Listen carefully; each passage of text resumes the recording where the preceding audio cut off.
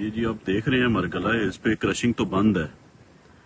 ये डंपर आप देख रहे हो, यहाँ से ये स्टोन लोड करके यहाँ से गुजर रहा है।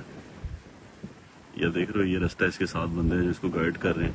ये देख रहे हैं, ये इस बंदे ने जी यहाँ से, ये जो मेरी उंगली की सीध में नजर आ रहा है ना, इस जगह से इसने सारे स्टोन कलेक्ट किए हैं। ये इस जगह से सारे भरे हैं और ये जी डंपर लेके यहाँ से जा रहा है और ये रास्ता बना हुआ है।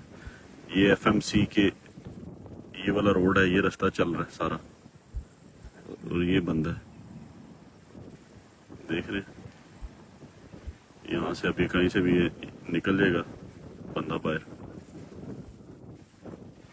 तो मुतल्लिका अदारों से जो सोसाइटी मैनेजमेंट है, इनसे रिक्वेस्ट है कि क्रशिंग वगैरह हर चीज बंद है। जब यहाँ पे सारे पहाड़ तो यार ऑलरेडी खा गए, अभी भी ये क्रश माफिया लगी हुई है यहाँ पे।